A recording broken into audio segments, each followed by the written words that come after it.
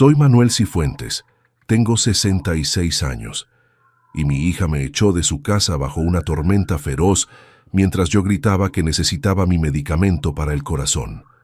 Cerró la puerta, apagó las luces y me dejó empapándome en la vereda. Pero 10 minutos después, cuando la ambulancia llegó porque los vecinos llamaron al 911, ella salía corriendo y gritaba mi nombre desesperada. Lo que no sabía es que esa noche cambiaría para siempre nuestra relación, porque yo tenía preparado algo que iba a darle la lección más dura de su vida. Imagínate la situación. Son las 9 de la noche, está lloviendo como si se acabara el mundo, y mi hija Florencia me grita: «Papá, ya no aguanto más, andate de acá y no vuelvas». Todo porque se me había olvidado cerrar bien la canilla del jardín y se inundó un poquito el patio. «Florencia», le supliqué mientras el agua me empapaba la ropa, «déjame entrar. Se me quedó el medicamento adentro. Tengo problemas cardíacos desde hace 5 años y sin mis pastillas puedo tener un infarto». «No me importa», me gritó desde adentro. «Andate a la casa de algún vecino». Pero acá viene lo que ella nunca supo. Mientras yo estaba ahí afuera, mojándome como un perro abandonado, en el bolsillo de mi campera tenía las llaves de una casa que había comprado en secreto. Una casa de 200 metros cuadrados, en el barrio más elegante de la ciudad, que había pagado al contado con dinero que había heredado de mi hermano 6 meses antes. Escucha esta historia completa y decime qué harías vos en mi lugar. Contame también desde qué ciudad me estás escuchando, porque lo que te voy a contar te va a hacer replantear muchas cosas sobre la familia y el respeto. Para entender por qué llegamos a esa noche horrible bajo la lluvia, tengo que contarte cómo era mi vida antes, cuando yo era el papá que Florencia respetaba, no el viejo estorbo en el que me convertí después de enviudar. Mi esposa Clara murió hace 3 años de cáncer. Fueron 8 meses de tratamientos, viajes al hospital, noches sin dormir cuidándola. Florencia ayudó al principio, pero cuando Clara empeoró y necesitaba cuidados las 24 horas, mi hija empezó a desaparecer. El diagnóstico llegó un martes por la tarde. Clara había estado tosiendo durante semanas, pero pensábamos que era solo un resfrío que no se curaba. Cuando el médico nos dijo cáncer de pulmón, se nos cayó el mundo encima. «¿Cuánto tiempo?», le pregunté al doctor cuando Clara salió a hacer unos estudios. «Si responde bien al tratamiento, tal vez 2 años. Si no responde...». Se quedó callado, pero yo entendí el mensaje. Los primeros meses, Florencia venía todas las semanas al hospital. Me ayudaba a cargar a Clara cuando ya no podía caminar sola. Me acompañaba a hablar con los médicos cuando yo no entendía los términos técnicos. «Papá, vamos a salir adelante», me decía. «Mamá es fuerte, va a ganar esta batalla». Pero cuando Clara empeoró y los médicos nos dijeron que ya no había nada más que hacer, que solo quedaba cuidarla para que tuviera una muerte digna, Florencia empezó a cambiar. «Papá, yo no puedo ver sufrir así a mamá», me decía. «Me duele demasiado». Y empezó a espaciar las visitas. De todos los días pasó a día por medio. Después 2 veces por semana, después 1 vez por semana. Clara se dio cuenta. «¿Dónde está Florencia?», me preguntaba en esos días en que el dolor la dejaba más lúcida. «Está ocupada con los chicos», le mentía. «Ya va a venir». Pero Clara no era tonta. Entendía que su hija la estaba abandonando en el momento más difícil. Los últimos 2 meses fueron terribles. Clara ya no se podía levantar de la cama. Necesitaba ayuda para todo. Yo aprendí a cambiarle los pañales, a darle de comer en la boca, a bañarla en la cama, cosas que nunca pensé que iba a tener que hacer, pero que hacía con amor, porque era mi mujer. Florencia venía 1 vez por semana, se quedaba media hora y se iba. «Papá, ¿no pensaste en internarla en algún lado donde la puedan cuidar mejor?», me sugirió una vez. La miré con cara de no poder creer lo que escuchaba. «Es tu mamá», le dije. «La mujer que te crió, que te cuidó cuando eras chica. ¿Y vos querés que la mande a morir sola a un hospital?». «No es eso, papá», se justificó. «Es que vos ya estás grande. Este cuidado te va a enfermar a vos también». Pero yo no iba a abandonar a Clara. La cuidé hasta el último día, hasta el último minuto. La noche que murió, yo estaba ahí sosteniéndole la mano, diciéndole que la amaba. Florencia llegó 3 horas después del funeral, porque no pudo salir antes del trabajo. Cuando Clara murió, yo me quedé destrozado. No solo había perdido a la mujer de mi vida, sino que me había quedado solo en una casa demasiado grande, llena de recuerdos que me dolían cada día. Florencia vino al funeral, lloró un poco, me abrazó, y después se fue a seguir su vida normal. «Papá», me dijo después del sepelio, «ahora tenés que pensar en vos. Mamá ya descansó». ¿Ya descansó? Como si la muerte de Clara fuera un alivio en lugar de una tragedia. Los primeros meses después del funeral fueron los más duros. No sabía cocinar más que huevos fritos y fideos hervidos. No sabía usar la lavadora automática que Clara manejaba como una experta. No sabía ni cómo pagar las cuentas online que antes resolvía mi esposa. Clara había sido el centro de la casa durante 40 años.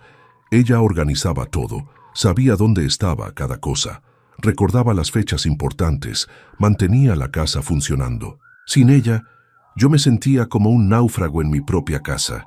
La cama matrimonial se había vuelto un desierto. Durante 40 años había dormido con Clara al lado, escuchando su respiración, sintiendo su calor. Ahora me despertaba en el medio de la noche buscándola y encontraba solo frío y vacío. La cocina era otro problema. Clara cocinaba rico, variado, sabía mis gustos. Yo abría la heladera y no sabía qué hacer con los ingredientes que encontraba.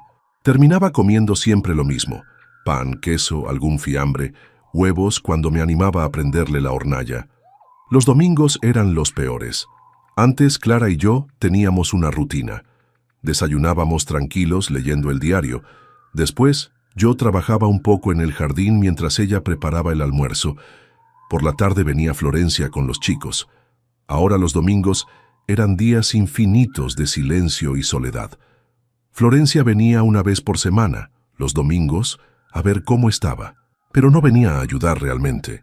Venía a cumplir con la obligación de ver al papá viudo. «¿Estás comiendo bien, papá?», me preguntaba, pero cuando le decía que comía solo pan con mortadela, porque no sabía hacer otra cosa, se reía como si fuera gracioso. «Papá, tenés que aprender a valerte por vos mismo», me decía. «Yo no puedo venir acá todos los días a cuidarte como si fueras un nene». Un año después de que muriera Clara, empecé a tener problemas para manejar la casa solo. Se me rompía un caño y no sabía a quién llamar. Se me cortaba la luz y no entendía dónde estaba el tablero. Cosas que antes resolvía Clara con una llamada telefónica, para mí se habían vuelto montañas imposibles de escalar. Le pedí ayuda a Florencia. «Hija, ¿podrías ayudarme a encontrar un plomero? Se me rompió la ducha y no sé cómo arreglarla». Su respuesta me dolió más que el problema en sí.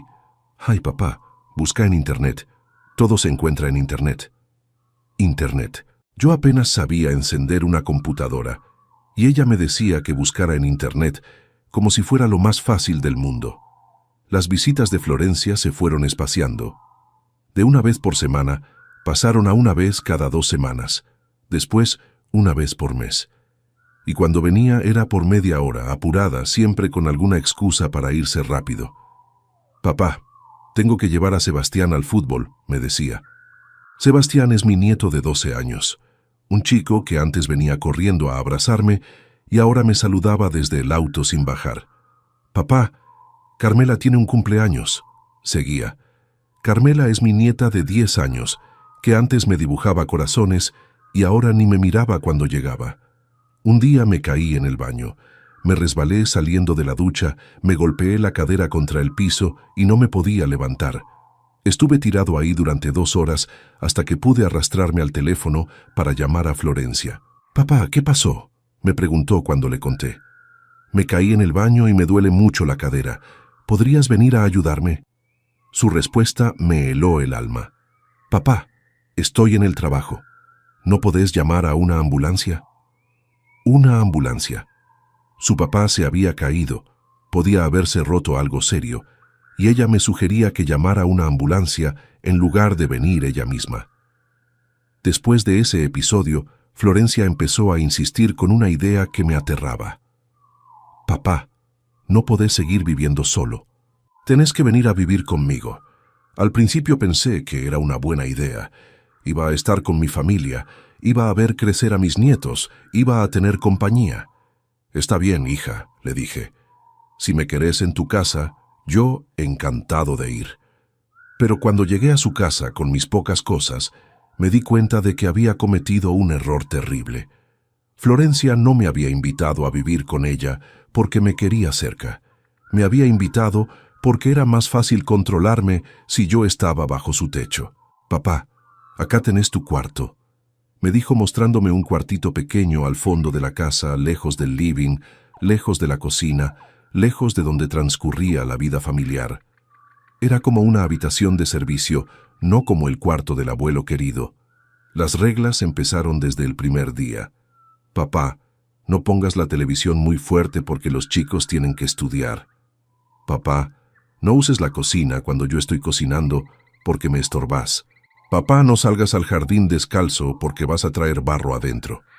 Regla tras regla, límite tras límite, yo me fui convirtiendo en un huésped indeseado en la casa de mi propia hija. Peor aún, en un huésped al que había que tolerar porque era familia. La primera semana me di cuenta de que había cometido un error terrible. El cuartito que me habían dado como habitación no tenía ventanas grandes, solo un ventanuco pequeño que daba al pasillo interno. Era oscuro, húmedo, frío en invierno y caluroso en verano.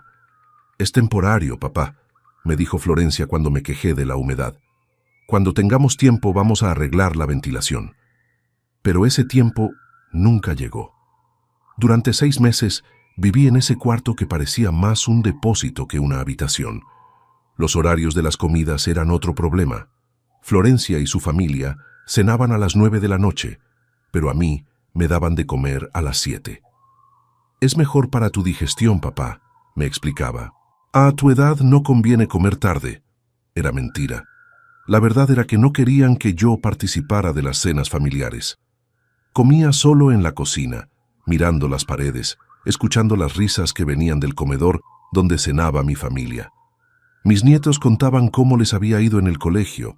Florencia y Tomás hablaban del trabajo, planificaban los fines de semana, y yo, excluido de todo, comía en silencio como un empleado doméstico. Los domingos eran especialmente duros. Florencia y Tomás se levantaban tarde, desayunaban tranquilos, planificaban actividades con los chicos. A mí me decían, «Papá, vamos a salir. ¿Querés venir o preferís quedarte acá descansando?» Era una pregunta trampa. Si decía que quería ir, se notaba que lo hacían a regañadientes. Si decía que prefería quedarme, me dejaban solo en la casa durante horas. Generalmente elegía quedarme porque era menos humillante que ser tolerado en una salida familiar. Los nietos, Sebastián y Carmela, al principio se alegraron de tenerme en casa, pero Florencia se encargó de ponerles límites muy claros. No molesten al abuelo cuando está descansando. No le pidan cosas al abuelo porque él ya está grande. No hagan ruido cerca del cuarto del abuelo. En lugar de integrarme a la familia, me aislaron. En lugar de ser el abuelo divertido que cuenta historias, me convertí en el señor mayor que vivía en el cuarto del fondo y al que había que molestar lo menos posible. Sebastián, mi nieto de 12 años, antes me buscaba para que le contara historias de cuando su mamá era chica. Ahora me saludaba educadamente y seguía de largo. «Hola, abuelo», me decía, pero ya no se quedaba a charlar. Carmela, de 10 años, antes me dibujaba corazones y me decía, «Te amo, abuelo». Ahora me miraba con esa mezcla de lástima y incomodidad que ponen los chicos cuando no saben cómo relacionarse con los adultos mayores. «¿Por qué el abuelo está siempre triste?», le escuché preguntarle una vez a Florencia. «El abuelo no está triste», le respondió mi hija. «Los abuelos son así. Cuando uno es viejo se vuelve más serio». Más serio. Yo no era serio, era deprimido. Estaba viviendo en una casa donde era tratado como un objeto, donde mis opiniones no importaban, donde mi presencia era tolerada, pero no deseada. El marido de Florencia, Tomás, me trataba con esa cortesía fría que usan las personas cuando no tienen más remedio que convivir con alguien. «Hola, Manuel, ¿cómo andás?», me saludaba, pero nunca se quedaba a charlar. Nunca me incluyó en una conversación. Nunca me trató como si fuera parte de la familia. Cuando miraba televisión en el living, él cambiaba de canal sin preguntarme. «Perdón, Manuel, pero tengo que ver las noticias del trabajo», me decía. Y yo me levantaba del sillón para irme a mi cuarto, porque entendía que sobraba. Las conversaciones telefónicas de Florencia también me dolían. La escuchaba hablar con sus amigas. «Sí, mi papá está viviendo acá desde que murió mi mamá. Es complicado, pero no tengo otra opción». Como si yo fuera una carga inevitable que había que soportar. Una vez la escuché hablar con su hermana que vive en el exterior. «No sabes lo difícil que es cuidar a papá. Se está volviendo muy dependiente. A veces pienso que tendríamos que buscarle un geriátrico». Un geriátrico. Su papá, que había trabajado toda la vida, que la había criado sola durante años cuando era chica, que había cuidado a su madre hasta el último día, y ella hablaba de mandarme a un geriátrico como si fuera un mueble viejo que no sabía dónde poner. Esa noche lloré en mi cuarto. Lloré por Clara, que ya no estaba para defenderme. Lloré por Florencia, que se había convertido en una extraña. Lloré por mis nietos, que estaban aprendiendo que los abuelos son estorbos que hay que tolerar. Y lloré por mí, que a los 66 años me había convertido en una carga para mi propia familia. Las comidas eran lo peor. Yo comía solo en la cocina mientras la familia cenaba en el comedor. «Es más cómodo para vos, papá», me decía Florencia. «Así podés comer a tu ritmo sin presiones». Pero yo entendía el mensaje. No encajaba en la mesa familiar. Cuando miraban televisión juntos en el living, yo estaba en mi cuarto. Cuando salían los fines de semana, me decían: «Papá, vamos a salir. ¿Estás cómodo quedándote acá?». No era una invitación, era una notificación. Me fui convirtiendo en el abuelo invisible. Estaba ahí, comía ahí, dormía ahí, pero no existía realmente para esa familia. Era como un mueble más de la casa, algo que había que tolerar porque no se podía tirar. Y empezaron las críticas constantes. Si se me caía algo: «Papá, tenés que tener más cuidado». Si me olvidaba de algo: «Papá, estás muy distraído últimamente». Si tardaba mucho en el baño: «Papá, no podés ocupar el baño tanto tiempo cuando todos lo necesitamos». Crítica tras crítica, reto tras reto, yo me fui sintiendo más inútil cada día. A los 66 años, después de haber trabajado toda mi vida, después de haber criado a esa hija sola durante años cuando su madre trabajaba, me habían reducido a un problema que había que administrar. Pero lo que Florencia no sabía es que 6 meses antes de irme a vivir con ella, había recibido una herencia que cambiaría todo. Mi hermano mayor, Osvaldo, había muerto de un infarto a los 70 años. Osvaldo nunca se casó, nunca tuvo hijos y me dejó todo lo que tenía. Cuando el abogado me llamó para la lectura del testamento, pensé que serían algunos muebles viejos o tal vez un pequeño ahorro. Lo que nunca imaginé es que Osvaldo había sido millonario. Tenía una empresa de transportes que valía una fortuna, 3 propiedades en el centro de la ciudad y 2 millones de pesos en cuentas bancarias. De la noche a la mañana, yo, Manuel Cifuentes, viudo jubilado que comía pan con mortadela, me había convertido en un hombre muy rico. Pero decidí no contarle nada a Florencia. Quería ver cómo me trataba mi familia, cuando pensaban que yo era solo un viejo pobre que dependía de su caridad. Con parte de esa herencia, compré en secreto una casa hermosa en el barrio más elegante de la ciudad. Una casa de 200 metros cuadrados, con jardín, con cochera para 2 autos, con una cocina moderna y 3 habitaciones espaciosas. La pagué al contado, sin pedir un peso prestado. Durante 6 meses viví en casa de Florencia, mientras era dueño de una casa mejor que la de ella. Mientras tenía en el banco más dinero del que ella iba a ganar en toda su vida. Y cada día que pasaba, cada humillación que recibía, cada desprecio que toleraba, me dolía más porque sabía que era innecesario. El punto de quiebre llegó la noche de la tormenta. Había sido un día especialmente difícil. Se me había olvidado cerrar bien la canilla del jardín después de regar las plantas y se inundó un pedazo del patio trasero. «¡Papá!», me gritó Florencia cuando vio el charco de agua. ¿Cómo se te ocurre dejar abierta la canilla? Mira el desastre que hiciste. Perdón, hija, le dije. Se me olvidó, ya la cierro y limpio todo. Me agaché con dificultad a cerrar la canilla y a tratar de secar el agua con unos trapos viejos. No, papá, deja, siguió gritando. Cada día estás peor. No podés hacer nada sin crear problemas. Tomás, su marido, salió a ver qué pasaba. En lugar de calmar a Florencia, la apoyó. Manuel, tenés que tener más cuidado. Este tipo de cosas no pueden pasar. Fue un error, traté de explicar. Todos nos olvidamos de cosas a veces. Vos te olvidás de todo, siguió Florencia. Ayer dejaste la hornalla prendida. Anteayer te olvidaste de cerrar la puerta de adelante. Sos un peligro viviendo acá. Los nietos miraban desde la ventana de sus cuartos. Sebastián tenía cara de susto. Carmela se había puesto a llorar. Era una escena horrible, una familia destruyéndose por un charco de agua. Florencia, por favor, le supliqué. Cálmate, vamos adentro y hablamos tranquilos. Pero ella estaba fuera de control. No, papá, estoy harta. No aguanto más tenerte acá. Cada día es un problema nuevo. Y ahí llegó la frase que me destrozó. Andate de acá y no vuelvas. Ya no te quiero más en mi casa. Florencia, le dije mientras empezaba a llover más fuerte, no hables en caliente, mañana lo vemos con más tranquilidad. ¡No!, me gritó empujándome hacia la puerta de entrada. ¡Te vas ahora, ahora mismo! Traté de resistirme, pero Florencia estaba como enloquecida. Me empujó hasta la vereda, me tiró una bolsa con algo de ropa y cerró la puerta con llave. Después apagó la luz del porche y me dejó ahí, solo, bajo una tormenta que cada vez se hacía más intensa. «Florencia», le grité golpeando la puerta. «Déjame entrar, se me quedó la medicación adentro». Pero no me respondía. «Tengo problemas del corazón», seguí gritando. «Necesito mis pastillas».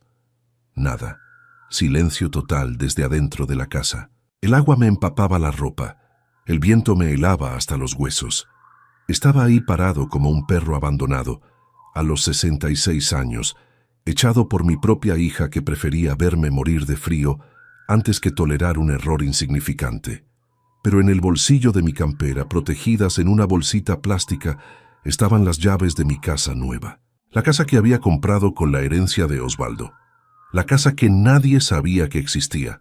La casa donde podía vivir con dignidad en lugar de soportar humillaciones. Saqué mi teléfono, que por suerte estaba en el bolsillo interno de la campera y no se había mojado tanto, y llamé un taxi. «Señor», le dije al taxista cuando llegó, «lléveme a la calle Las Heras 3500. ¿Está seguro que quiere ir ahí con esta tormenta?», me preguntó viendo mi estado empapado. «Es un barrio muy elegante. ¿No se equivoca de dirección?». «No me equivoco», le respondí. «Vivo ahí». Durante el viaje, que duró 20 minutos por la tormenta, pensé en todo lo que había pasado. En los meses de humillaciones, en las reglas absurdas, en el trato de huésped no deseado, en la falta de respeto de mi propia hija. Cuando llegamos a mi casa nueva, el taxista se quedó sorprendido. «Señor, esta es una casa muy linda. ¿Está seguro que es acá?». «Muy seguro», le dije pagándole con un billete grande. «Gracias por traerme». Abrí la puerta de mi casa, prendí las luces y por primera vez en meses me sentí en mi hogar. No en una habitación prestada, no en un cuarto de servicio, sino en mi casa, donde nadie me iba a poner reglas absurdas ni me iba a tratar como un estorbo. Mientras tanto, en casa de Florencia, había empezado el drama que yo no sabía que estaba pasando. Doña Raquel, la vecina de enfrente de Florencia, había visto toda la escena desde su ventana. Cuando vio que yo me había ido en el taxi bajo la tormenta, se preocupó. Conocía mis problemas cardíacos porque Clara, mi esposa, se lo había contado años atrás. Media hora después de que yo me fuera, doña Raquel tocó el timbre de lo de Florencia. «Florencia», le dijo cuando le abrió la puerta, «¿dónde está tu papá? Lo vi irse empapado en un taxi». «Se fue a la casa de algún conocido», le respondió Florencia con frialdad. Ya era hora de que aprendiera a valerse por sí mismo.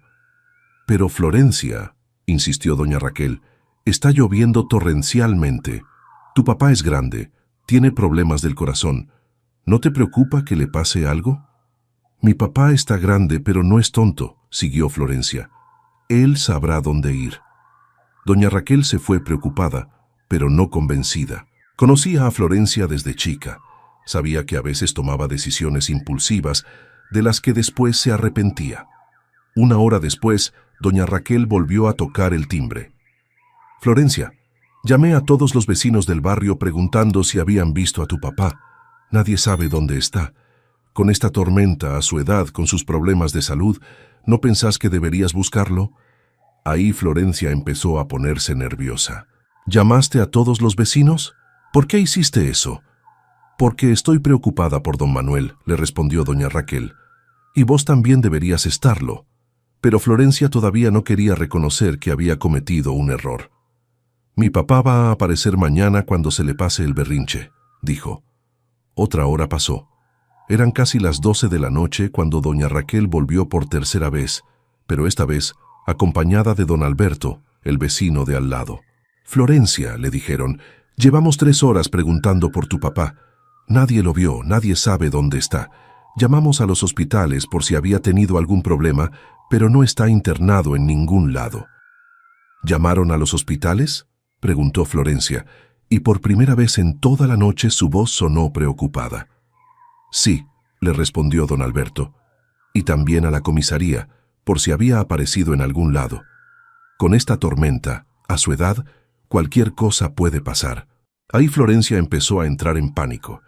Se dio cuenta de que tal vez había exagerado, de que tal vez había puesto en peligro la vida de su papá por un berrinche. ¿Y si le pasó algo?, le preguntó a Tomás. ¿Y si está tirado en algún lado sin poder pedir ayuda? Llamemos a la policía, le dijo su marido. Que lo busquen oficialmente. Pero cuando llamaron a la policía, les dijeron que tenían que esperar 24 horas para hacer una denuncia por desaparición de persona. Señora, le explicó el oficial, su papá es una persona mayor, pero no tiene problemas mentales. Puede haber decidido irse por su cuenta. Si mañana no aparece, ahí podemos activar un protocolo de búsqueda. Florencia no durmió en toda la noche. Se quedó despierta mirando por la ventana, esperando que yo apareciera caminando por la cuadra, empapado pero vivo. Pero yo no aparecía porque estaba en mi casa nueva, durmiendo en una cama cómoda, en una habitación calefaccionada, sintiendo por primera vez en meses que tenía dignidad. A la mañana siguiente, Florencia estaba desesperada. Había recorrido todas las plazas del barrio. Había ido a todos los bancos donde yo solía sentarme. Había preguntado en todos los comercios. Nadie me había visto. ¿Y si está muerto?, le decía a Tomás mientras lloraba. ¿Y si le dio un infarto y está tirado en algún lado? ¿Y si todo esto es culpa mía? El marido trató de calmarla. Florencia, tu papá va a aparecer. Seguramente se fue a la casa de algún conocido y está esperando que escampe para volver. Pero Florencia ya no estaba tan segura. Por primera vez se estaba dando cuenta de la magnitud de lo que había hecho. Había echado a su papá enfermo del corazón bajo una tormenta, de noche, sin saber dónde iba a ir. Pasaron 2 días sin noticias mías. Florencia había hecho la denuncia en la comisaría. Había puesto carteles por el barrio con mi foto. Había llamado a todos los hospitales de la ciudad. Nada.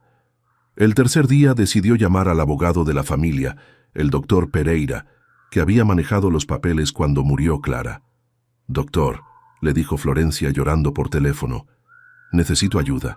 Mi papá desapareció hace 3 días y no sabemos nada de él. ¿Desapareció cómo?, le preguntó el abogado. Florencia le contó todo, la discusión, la tormenta, cómo me había echado de casa sin saber dónde iba a ir. El doctor Pereira la escuchó en silencio. Florencia, le dijo finalmente, ¿vos sabés que tu papá heredó una fortuna de su hermano Osvaldo hace 6 meses? ¿Una fortuna?, preguntó Florencia. ¿De qué habla? Tu papá es millonario, le explicó el abogado. Heredó una empresa de transportes, 3 propiedades y 2 millones de pesos en efectivo. Es uno de los hombres más ricos de la ciudad. Florencia se quedó muda. No podía procesar la información. ¿Y por qué no me contó nada?, preguntó finalmente. No lo sé, le respondió el doctor Pereira, Tendríamos que preguntárselo a él cuando aparezca. Pero yo no tenía intenciones de aparecer. Estaba cómodo en mi casa nueva, disfrutando de una libertad que no había tenido en meses. Me levantaba cuando quería, comía lo que se me antojaba. Miraba televisión en el living sin que nadie me dijera que bajara el volumen. Había contratado una señora que venía 3 veces por semana a cocinar y limpiar. Doña Mercedes era una mujer de 50 años, viuda, que me trataba con respeto y cariño. Don Manuel me decía, ¿qué le gustaría comer hoy? Y yo elegía sin que nadie me criticara mis gustos o me dijera que no podía usar la cocina porque estorbaba. También había empezado a salir, a conocer el barrio, a hacer amigos en el club de la zona. Era un club elegante donde había gente de mi edad que había trabajado toda la vida y ahora disfrutaba de su jubilación con dignidad. «Usted debe ser el señor Cifuentes que compró la casa de las Heras», me dijeron cuando fui a inscribirme al club. «Bienvenido al barrio. Acá va a estar muy cómodo». Por primera vez en años me sentían como una persona importante, no como un viejo que había que tolerar. Una semana después de mi desaparición, Florencia estaba completamente desesperada. Había contratado un detective privado, había salido en la radio local pidiendo información sobre mí, había ofrecido una recompensa a quien me encontrara. Durante esos primeros 7 días, Florencia vivió el infierno que se merecía. No durmió más que 3 horas por noche. Se levantaba al amanecer a pegar carteles con mi foto por toda la ciudad. Había recorrido cada hospital, cada comisaría, cada hogar de ancianos de la provincia. Los vecinos que antes la saludaban cordialmente, ahora la miraban con reproches. Doña Raquel había contado por toda la cuadra la escena de aquella noche. Cómo me había echado bajo la tormenta, cómo había cerrado la puerta mientras yo suplicaba por mi medicamento. «¿Cómo pudiste hacerle eso a tu papá?», le preguntó doña Carmen del kiosco cuando Florencia fue a comprar cigarrillos. Mi hija había empezado a fumar otra vez después de años sin hacerlo por los nervios. «No lo sé», le respondió Florencia llorando. «No sé qué me pasó. Estaba cansada, estresada y exploté. Ahora no me lo perdono». Los nietos también estaban pagando las consecuencias. Sebastián había desarrollado pesadillas. Se despertaba en las madrugadas gritando mi nombre. Carmela lloraba todas las noches preguntando cuándo iba a volver el abuelo. «¿El abuelo se va a morir?», le preguntó Carmela a su mamá la 5ª noche. «Vi en la televisión que cuando llueve mucho, la gente grande se puede enfermar». «No, mi amor», le mentía Florencia abrazándola. «El abuelo va a aparecer. Está en algún lado, seguro». Pero cada día que pasaba ella estaba menos convencida de sus propias palabras. Tomás, su marido, también había empezado a mirarla diferente. «No puedo creer que le hayas hecho eso a tu papá», le decía. «Un hombre de 66 años con problemas del corazón bajo una tormenta. ¿En qué estabas pensando?» «Ya sé que la metí», le gritaba Florencia de vuelta. «¿Pensás que no me arrepiento? ¿Pensás que no me odio por lo que hice?» Las peleas entre ellos se habían vuelto constantes. Tomás se quedaba más horas en el trabajo para evitar estar en casa, donde el ambiente se había vuelto insoportable.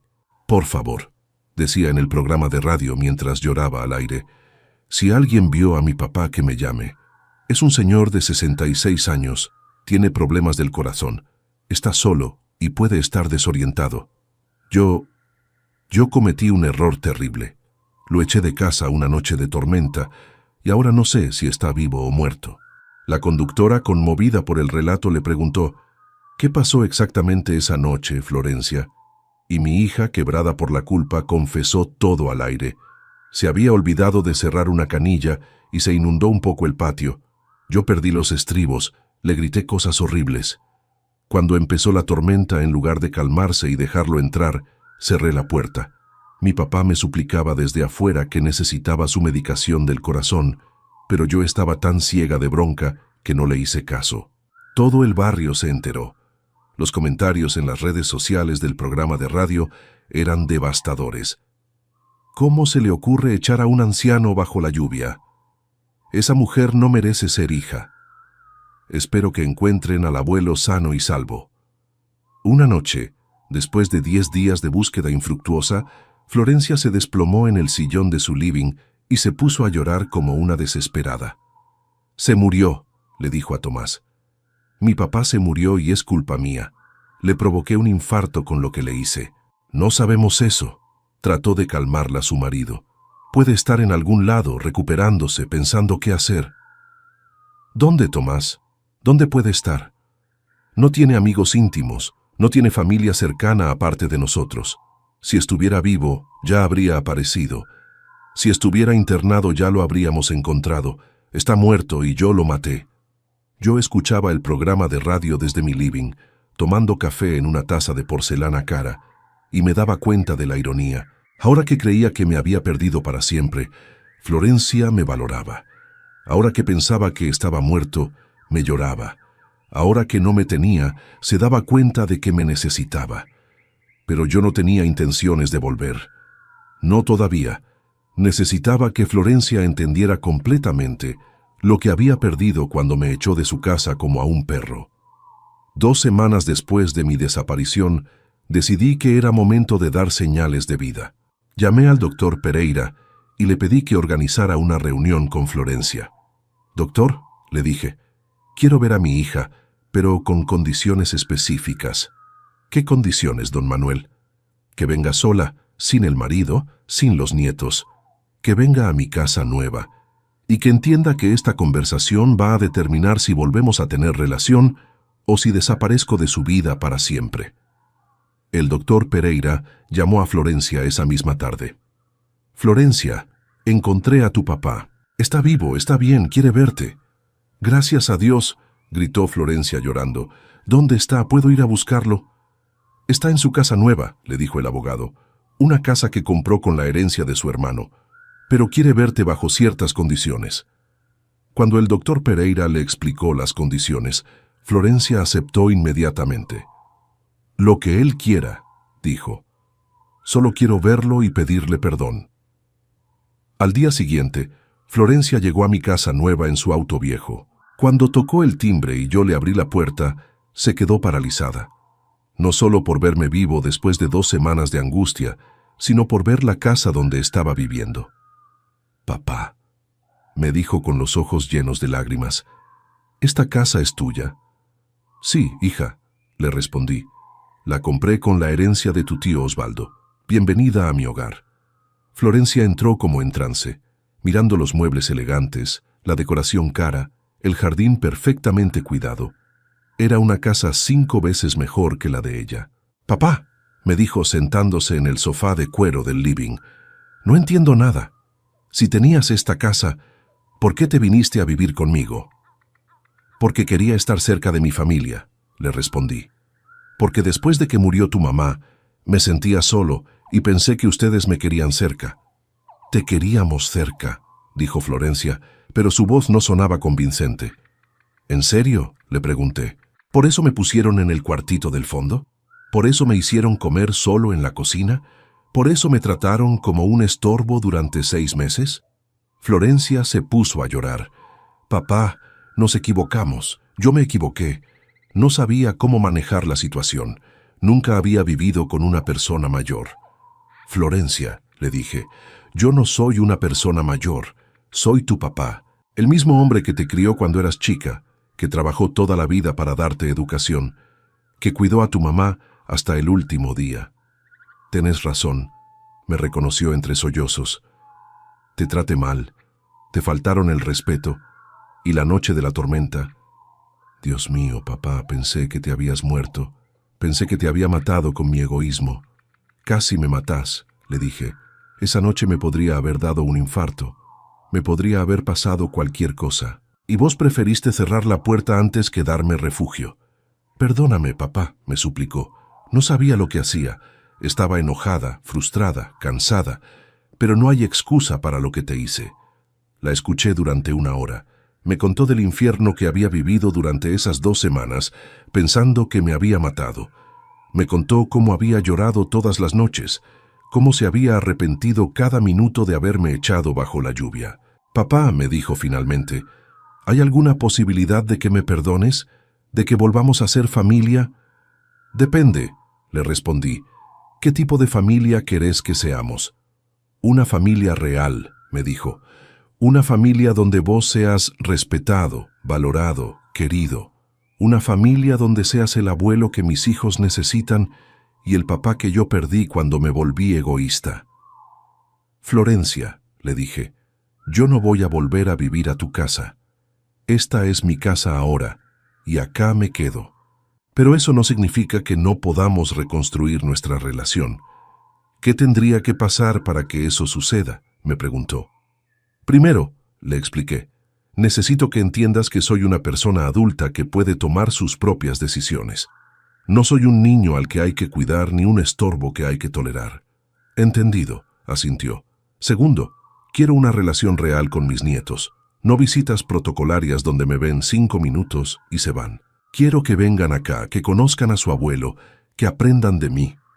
Perfecto, me dijo. Tercero, cuando vengan a visitarme, quiero que sea porque realmente quieren estar conmigo, no porque se sienten obligados. Papá, me dijo Florencia tomándome las manos, durante estas 2 semanas me di cuenta de algo importante. No te necesito porque seas rico o pobre. Te necesito porque sos mi papá, porque sin vos no soy completa como persona. Esas palabras me llegaron profundo. Era lo que había estado esperando escuchar durante años. Está bien, le dije. Vamos a intentarlo de nuevo, pero esta vez con respeto mutuo, con cariño real, con la claridad de que la familia se cuida, no se abandona bajo la lluvia.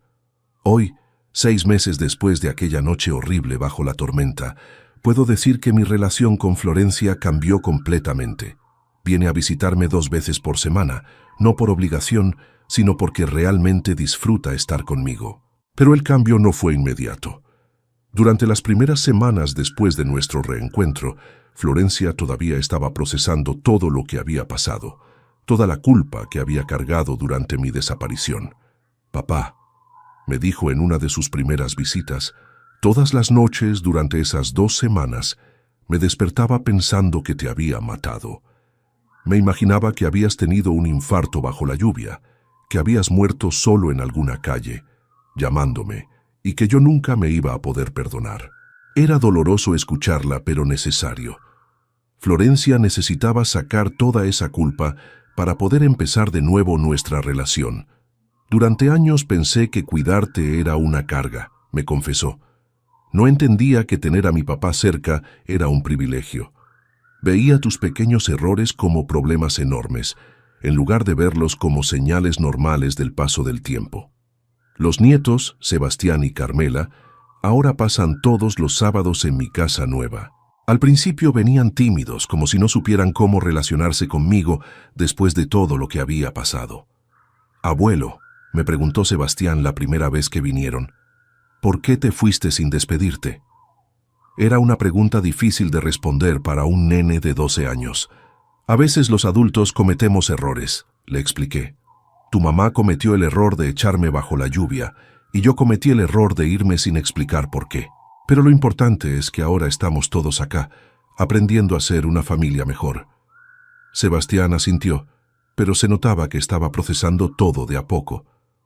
Durante las siguientes visitas, empezó a hacerme más preguntas sobre mi casa nueva, sobre dónde había estado esas 2 semanas, sobre por qué su mamá había llorado tanto. Carmela, más pequeña, simplemente se alegró de tenerme de vuelta. Abuelo, me dijo abrazándome fuerte, prométeme que no te vas a ir más sin avisar. Se lo prometí. Les estoy enseñando cosas que antes no podía enseñarles cuando vivía en casa de Florencia. En mi nueva casa tengo un pequeño taller en el garaje donde les muestro a usar herramientas básicas, a hacer trabajos con madera. Es peligroso, me dijo Florencia al principio cuando vio que Sebastián estaba usando un martillo, pero después se dio cuenta de que estaba cayendo en los mismos miedos exagerados de antes. Está bien, se corrigió. Si vos lo supervisás, está bien. Perdón, es que todavía me cuesta confiar en que sabés cuidar a tus nietos. Esa honestidad de Florencia es lo que más me gusta de nuestra nueva relación. Ya no fingimos que todo está perfecto. Hablamos de nuestros errores, de nuestras limitaciones, de cómo queremos mejorar. Papá me dijo hace pocas semanas, Durante todos estos meses que viviste en casa, yo creía que te estaba haciendo un favor. Ahora me doy cuenta de que el favor te lo tenías que hacer vos a mí, aguantando nuestro maltrato sin decir nada. El pasado ya pasó, le respondí. Lo importante es que ahora entendemos cómo debe funcionar una familia real. También hablamos mucho de Clara, mi esposa, su madre. Florencia finalmente pudo procesar la culpa que sentía por haber abandonado a su mamá durante la enfermedad. Me arrepiento tanto de no haber estado más con mamá cuando se estaba muriendo, me confesó llorando. Pensaba que era demasiado doloroso para mí, pero no entendía que era mi responsabilidad estar ahí. Tu mamá te entendía, le dije. Sabía que eras joven, que tenías tus hijos que cuidar, pero creo que le hubiera gustado saber que después de su muerte, vos ibas a cuidar mejor a tu papá. Con parte de la herencia de Osvaldo, decidí crear un fondo educativo para mis nietos que van a poder usar cuando cumplan 25 años, pero con una condición muy específica. Solo van a poder acceder al dinero si durante los 10 años anteriores han visitado a su abuelo regularmente y han demostrado respeto hacia los adultos mayores de sus familias. ¿Por qué esa condición?, me preguntó Florencia cuando se lo expliqué. Porque quiero que aprendan algo que vos tardaste mucho en entender, que los abuelos no somos cargas que hay que tolerar. Somos personas con experiencia, sabiduría y amor para dar, y eso vale más que cualquier herencia monetaria. También doné una parte importante del dinero a un hogar de ancianos que cuida específicamente a personas que fueron abandonadas por sus familias. Gente que, como yo estuve a punto de estar, terminó sola porque sus hijos no entendieron el valor de la familia. Don Manuel, me dijo la directora del hogar cuando hice la donación, usted entiende mejor que nadie lo que es sentirse abandonado por la propia familia. Por eso su ayuda es tan significativa para estos abuelos. Entiendo perfectamente, le respondí, y quiero que otros no pasen por la misma humillación que pasé yo. Clara, mi nueva compañera del club de jubilados del barrio, me dijo algo la semana pasada que me quedó grabado. Manuel, vos le demostraste a tu hija algo muy valioso, que uno puede elegir cómo quiere ser tratado, incluso por la familia, que la dignidad no se negocia por amor. Tiene razón. Esa noche bajo la lluvia, cuando Florencia me cerró la puerta en la cara, yo podría haber vuelto al día siguiente suplicando perdón, aceptando el maltrato, conformándome con ser el abuelo estorbo. En lugar de eso, elegí la dignidad. Elegí demostrar que tenía opciones, que tenía recursos, que no iba a tolerar el desprecio de nadie, ni siquiera de mi propia hija. Y vos que me escuchaste hasta acá, decime, ¿harías lo mismo que hice yo? ¿O pensás que fui muy duro desapareciendo durante 2 semanas? Contame desde qué ciudad me estás escuchando y si alguna vez tuviste que elegir entre la dignidad y la familia. Porque al final lo que aprendí es que la familia verdadera no es la que te tolera por obligación, es la que te respeta por amor, la que te cuida en las buenas y en las malas, la que entiende que envejecer no es una vergüenza, sino un privilegio que no todos tienen. Esa noche bajo la lluvia me pudo haber matado, pero en lugar de matarme, me devolvió la vida, me devolvió la dignidad, me devolvió la certeza de que merezco respeto, independientemente de mi edad. Y eso, te aseguro, no tiene precio.